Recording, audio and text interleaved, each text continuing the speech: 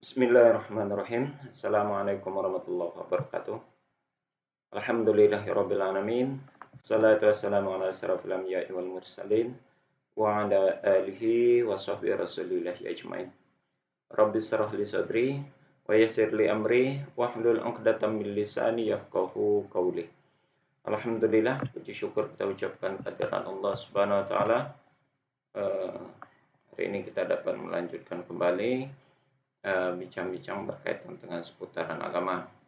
Untuk kali ini kita membahas dan membicarakan tentang hadis-hadis Rasulullah yang tertuang di dalam kitab Bulughul Maram.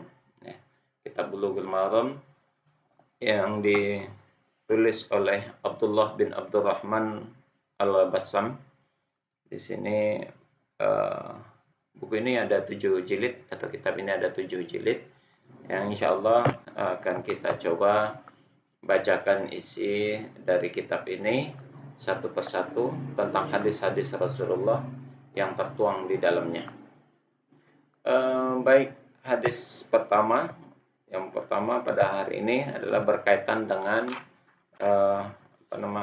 tentang air, ya.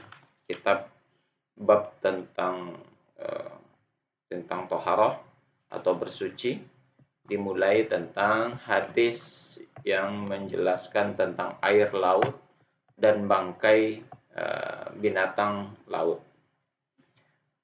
Dalam hadisnya dikatakan begini, Rasulullah menjelaskan, An Abi Hurairah radhiyallahu anhu qala Rasulullah sallallahu alaihi wasallam fil bahr huwa tahuru ma'uhul hillu maitatu akhrajuhu arba'ah wa bani abi insaibah wal lafzu lahu wa sahahuhu ibnu Khuzaimah wa Tirmizi wa rawahu Maliki wa Syafi'i wa Ahmad.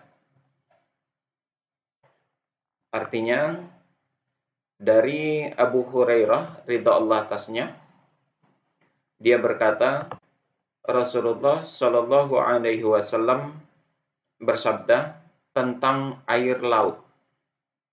Dikatakan dalam hadis ini tentang air laut itu adalah suci dan bangkainya halal. Hadis ini dikeluarkan oleh imam yang 4, ya, dan Ibnu Abi Syaibah. Lafaz dari hadis imam yang dari Ibnu Khuzaimah, ya. Kemudian dari At-Tirmizi, kemudian disahihkan hadis ini oleh Imam At-Tirmizi dan diriwayatkan oleh Imam Malik, Imam Syafi'i, dan Imam Ahmad. Peringkat hadis ini di dalam kitab Bulughul Maram dinyatakan hadis ini sahih, ya. Imam At-Tirmizi menjelaskan bahwa inilah hadis hasan sahih yang aku tanyakan kepada Imam Bukhari. Imam Bukhari pun berkata, hadis ini sahih. Kemudian Az-Zarqani di dalam Syarah Al-Muwatta juga berkata, hadis ini merupakan salah satu prinsip dasar dari agama Islam yang diterima oleh umat Islam. Sekelompok ulama telah mensahihkan hadis ini. Di antara mereka yang mensahihkan adalah pertama Imam Bukhari, kemudian ada Hakim, ada Ibnu Hibban, ada Al-Khattabi, ada Ibnu Khuzaimah, ada Ad-Daruqutni, ada Ibnu Hazm, ada Ibnu Taimiyah, ada Ibnu Daqi Al-Id, ada Ibnu Katsir, dan Ibnu Hajar, serta ulama lainnya yang lebih dari 36 ulama. Jadi peringkat hadis ini berdasarkan kesepakatan para ulama, kedudukannya sahih, ya. Jadi sangat kuat dan dapat dijadikan sandaran hukum untuk berhujjah, begitu. Kata-kata penting di dalam hadis ini itu terletak di beberapa kalimat atau beberapa kata. Pertama, ada kata-kata al-bahr, yang berarti laut. Ya. Al-bahr diartikan laut. Lawan kata al-bahr itu adalah al-bar, yang berarti daratan. Jadi laut itu atau al-bahr itu dimaknai adalah dataran yang luas yang terdiri dari air yang memiliki rasa asin. Nah, itu yang dikatakan al-bahr yang dijelaskan dalam buku ini atau dalam kitab ini. Al-bahr itu bentuk jamak dari kata-kata bahur atau bihar dan buhur. Ya, dinamakan bahar karena dia dalam dan luas. Jadi itu yang disebut dengan al-bahr, yakni lautan ataupun dataran air yang dalam dan sangat luas serta memiliki rasa yang asin. Itu kalimat pertama atau kata-kata pertama. Kemudian kata yang kedua, kalimat kedua yang begitu yang sangat penting dalam hadis ini adalah kata-kata at-tahur. At-tahur adalah nama untuk air yang suci substansinya dan juga dapat mensucikan sesuatu yang lain. Jadi kata-kata at-tahur itu dimaknai bahwasanya air yang dimaksud di dalam kalimat tersebut adalah air yang substansinya adalah memang suci, lalu dia mampu mensucikan yang lain. Artinya di sini mampu membersihkan, membasuh, membuat sesuatu yang tadinya kotor bisa menjadi bersih. Membuat sesuatu yang tadinya bernajis bisa menjadi suci. Nah, itu yang dimaknai at-tahur di dalam kalimat dalam kitab Bulughul Maram ini. Kemudian ada alif lam di awal yang mengawali kalimat at-tahur itu. Kata-kata at-tahur yang diawali dengan alif lam sebagai ma'rifah, sebagai pengenal, dia di situ adalah alif lam syamsiyah, tidak menunjukkan makna qasar. Artinya ada pembatasan, tidak ada ya. Oleh sebab itu, ia tidak menafikan kesucian yang lain. Artinya dengan adanya alif lam syamsiyah sebagai ma'rifah di kata-kata at-tahur sebagai penguat bahwasanya air itu memiliki kedudukan dia suci dan dapat mensucikan sesuatu yang lain di luar dirinya. Jadi baik itu tempat, baik itu badan, ataupun sesuatu kain ataupun yang lainnya itu dapat disucikan melalui air laut. Begitu maknanya di dalam hadis ini. Kemudian karena keberadaannya sebagai jawaban dari suatu pernyataan di atas, maka kalimat ataupun huruf alif lam berfungsi sangat jelas sebagai penguat dari kata-kata at-tuhur itu sendiri. Air laut mengandung banyak materi zat garam, ya. Potensi zat garam di sini menjadi pengantar listrik yang lebih besar yang terdapat dalam kandungan air laut, sehingga ya, ia lebih mampu dari air-air yang lain dalam menghilangkan najis dan menghilangkan hadas. Jadi saudara, berdasarkan hadis ini dijelaskan di dalam kitab Bulughul Maram ini, kadar garam yang begitu tinggi di dalam air laut itu mengalirkan arus listrik yang pada akhirnya dapat mensucikan, dapat membersihkan benda-benda yang lain yang terhitung terkena najis ataupun berhadas sehingga mampu menjadi bersih dikarenakan dibersihkan oleh air laut. Bahkan di dalam kitab ini dijelaskan kemampuan air laut membersihkan sesuatu yang bernajis atau berhadas jauh lebih baik dibanding air yang lainnya. Nah, begitu. Itu di dalam penjelasan kitab Bulughul Maram ini. Kemudian kalimat yang ketiga yang menjadi dominan di dalam hadis ini adalah kata-kata al-hillu. Al-hillu atau yang diartikan adalah haram, maaf, halal. Jadi al-hillu diartikan halal. Lawannya adalah al-haram atau haram, ya. Maksudnya adalah segala sesuatu yang disebut di dalam riwayat Al-Khudri ini adalah kalimat yang dihalalkan itu adalah sesuatu yang ada jatuh kepada bangkainya. Artinya binatang yang ada di laut itu. Nah, ini yang ditegaskan di dalam poin kalimat hadis yang berikutnya, yakni al-maitatuhu, ya. Maitatuhu itu disyariatkan, yaitu hewan yang tidak disentuh oleh sembelih atau sembelihan yang disyariatkan. Maksudnya adalah makna kata al-maitatuhu di dalam hadis ini itu bangkai hewan yang dia itu mati bukan karena sembelihan. Jadi mati dengan sendirinya di dalam air itu, ya, di dalam di air laut itu. Jadi binatang laut yang mati dengan sendirinya, maka dia halal dagingnya untuk dimakan. Seperti ikan, seseorang yang menangkap ikan yang masih hidup, kemudian dibawa ke darat, kemudian mati dengan sendirinya di darat. Nah, itu ikan itu tetap halal meski tidak ada proses penyembelihan terhadap ikan, karena memang tidak ada penyembelihan terhadap ikan, begitu ya. Yang jelas bangkai dari binatang air laut itu pada dasarnya suci, atau binatang-binatang laut yang mati di dalam air laut, di laut itu ketika ditangkap, diambil, maka halal dagingnya.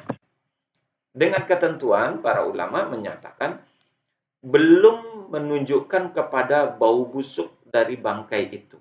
Jadi kalau sudah busuk, sudah mengandung penyakit, maka lain kondisi dari bangkai itu, ya. Kemudian itu kata-kata penting yang ada di dalam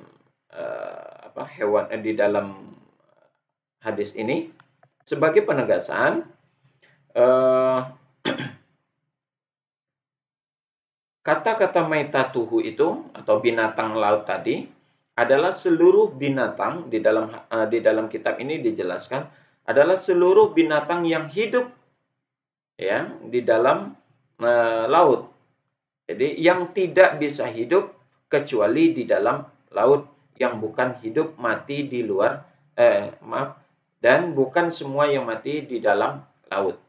Ya. Jadi ada binatang darat maksudnya, tapi matinya di laut. Nah, itu pengecualian. Yang dimaksud di sini adalah memang binatang yang hidup di dalam laut, begitu. Hal penting dari hadis ini adalah, atau poinnya atau pelajaran yang dapat kita ambil dari hadis ini adalah, pertama, kesucian air laut bersifat mutlak, ya, tanpa ada perincian, dan dia tidak dapat dinafikan. Nah, ia suci secara substansi dan ia dapat juga mensucikan. Ini seluruh ulama sepakat menyatakan demikian. Jadi tidak ada perselisihan pendapat di antara ulama. Hanya saja ada sedikit ulama yang yang berbeda pendapat, tapi itu terbantahkan, begitu. Yang kedua, air laut dapat mengangkat hadas, baik itu hadas besar maupun hadas kecil, serta menghilangkan najis yang muncul pada tempat yang suci, baik pada badan, pakaian, atau sesuatu yang lainnya. Nah, jadi dapat dibersihkan itu. Air apabila rasa, warna, dan baunya berubah karena sesuatu yang suci, maka ia tetap berada dalam kesucian. Jadi kecuali kalau dia berubah, baik rasa, warna, dan baunya disebabkan oleh sesuatu yang haram atau sesuatu yang najis, maka kedudukan hadis itu nanti baru bisa, kedudukan air itu bisa berubah. Kemudian yang keempat, bangkai hewan laut hukumnya halal. Yang dimaksud dengan bangkai adalah hewan yang mati yang tidak hidup kecuali di laut. Nah, itu yang saya jelaskan tadi. Jadi bukan binatang darat kemudian dia mati ke laut, tapi tidak, adalah binatang yang memang hidupnya itu di laut. Bangkai yang udah Hadis ini menunjukkan bahwa tidak wajib membawa air yang cukup banyak ketika orang berlayar ke laut, karena air laut itu dapat digunakan sebagai untuk bersuci, baik itu berwudu, mandi junub ataupun membersihkan sesuatu yang lain yang terkena najis. Ungkapan atau huru ma'uhu dengan alif lam, yakni alif lam ma'rifah tadi, tidak menafikan kesucian dari jenis air lautnya ataupun air lainnya. Maaf. Karena keberadaannya hanya sebagai jawaban sebuah pertanyaan tentang air laut, ya. Jadi ini kedudukan sebagai taksis, ya. Yang ketujuh, keutamaan menambahkan fatwa dari suatu pertanyaan. Hal tersebut adalah seorang mufti berasumsi bahwa si penanya barangkali tidak mengetahui hukum masalah dari air laut itu. Makanya dijelaskan tentang poin-poin yang ada di hukum air laut. Kemudian Imam Syafi'i berkata, hadis ini adalah separuh dari pengetahuan tentang bersuci. Ibnu Mulakin berkata, hadis ini adalah hadis yang sangat agung dan merupakan dasar bersuci yang mencakup banyak hukum dan kaedah-kaedah penting di dalamnya. Kemudian hal yang penting lagi di dalam kitab ini dijelaskan, perbedaan pendapat para ulama. Imam Hanafi berpendapat bahwa hewan laut hukumnya tidak halal kecuali ikan dan seluruh jenisnya. Jadi jenis ikan seluruhnya menurut Imam Hanafi itulah yang dihalalkan menurut penjelasan hadis ini tadi. Adapun yang lainnya seperti hewan-hewan yang darat itu tetap diharamkan. Kemudian menurut Imam Ahmad, menurut yang masyhur dari mazhabnya Imam Ahmad ini berpendapat diperbolehkan seluruh jenis hewan laut kecuali katak, ular, dan buaya. Nah, ini berkaitan dengan kata-kata yang dihalalkan binatang laut tadi. Pada dasarnya semuanya dibolehkan menurut Imam Ahmad halal, kecuali itu disebutkan katak, ular, dan buaya. Apa alasan dengan tiga binatang ini? Katak dan ular itu merupakan jenis hewan yang kotor dan dia bisa hidup di dua tempat. Itu kata Imam Ahmad, atau yang sering kita kenal dengan istilah binatang amfibi. Nah, sementara buaya itu masuk kepada kategori binatang buas. Jadi buaya tidak bisa dimasukkan dalam kategori halal bangkainya sesuai dengan yang dijelaskan di dalam hadis ini. Jadi yang dimaksud halal di sini tidak termasuk katak, tidak termasuk buaya, dan juga tidak termasuk ular. Nah, gitu. Dua mazhab lainnya, Imam Malik dan Imam Syafi'i, membolehkan seluruh jenis hewan laut tanpa terkecuali. Jadi menurut mazhabnya Maliki dan mazhabnya Syafi'i, seluruh binatang-binatang yang hidup di laut yang memang aslinya atau asalnya adalah binatang laut, maka bangkainya itu halal dan suci atau bersih, begitu. Itu menurut mazhabnya Maliki dan mazhabnya Syafi'i. Ini beliau menjelaskan berdasarkan daripada apa yang dinyatakan oleh Allah di dalam surat Al-Maidah ayat yang ke-96. Di sana ada